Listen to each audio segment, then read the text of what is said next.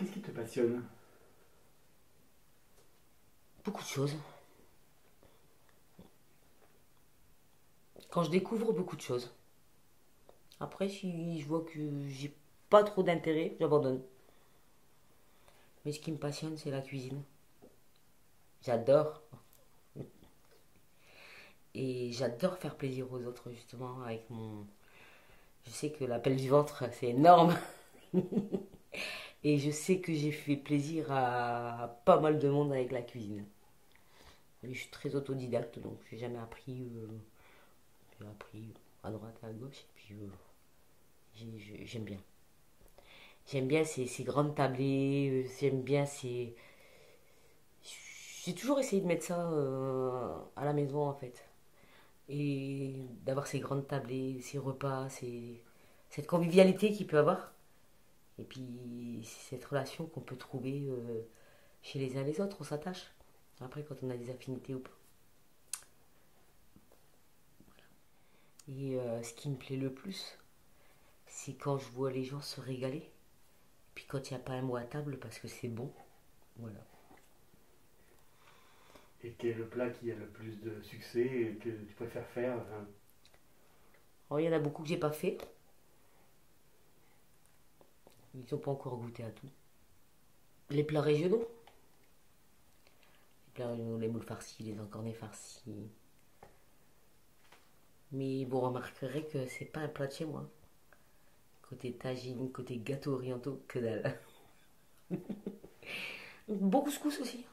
L'hiver, c'est bon. Ça réchauffe les cœurs aussi, ça. Il y a tout dans le... Il y a les légumes, il y a la viande, il y a tout. Il y a la chaleur méditerranéenne. Voilà.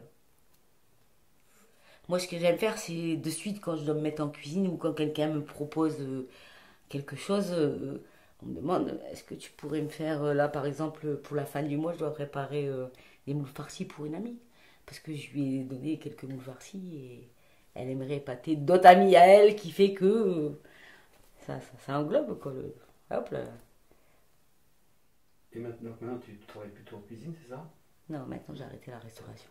Parce que la restauration, au bout d'un moment, arrive à la quarantaine, si on n'a pas réussi à créer son propre restaurant, c'est même pas la peine de continuer. Il faut vraiment avoir la passion de la cuisine pour la passion et l'opportunité aussi. Parce que la passion, c'est beau de l'avoir, puisque je l'ai encore. Mais l'opportunité d'évoluer, quand on vous donne les chances d'évoluer. Tout à l'heure, tu parlais de rêve. Mon plus grand rêve, c'était de travailler avec un chef. Il y en a beaucoup, hein. On en entend parler souvent là, avec les cours de cuisine et tout. Hein. Et de pouvoir avancer avec un chef, pour agrandir et faire les choses. Ça m'aurait pas déplu. Mais aujourd'hui, j'ai dit stop à la restauration. Parce que je me suis dit, j'ai rien créé, j'ai rien.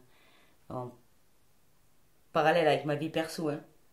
J'ai pas fondé de foyer, j'ai rien fait. Je me suis vouée à la restauration parce que j'étais avide d'apprendre et, et je me suis oubliée aussi.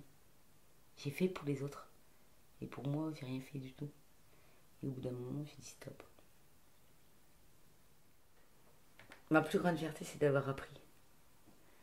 D'avoir appris une chose que j'ai occultée par rapport à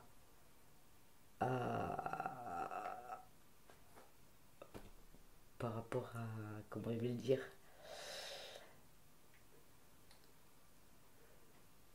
par rapport à ma culture. Euh, et j'ai appris la cuisine. Je savais pas faire cuire un œuf quand je suis arrivée. Il fallait que je me débrouille. Il fallait que j'apprenne. Il fallait que je fasse. Et, et en travaillant dans les différents endroits, eh ben, j'ai appris, j'ai fait. Et puis ben, c'est devenu une passion. Devenu un plaisir. Moins la pâtisserie parce qu'il faut être plus minutieux. Je suis moins patiente. Pâtisserie, c'est au grammage près. Mais en cuisine, si j'avais eu un restaurant, je l'aurais appelé chez Dali, tout simplement. À ma façon, la cuisine à ma façon.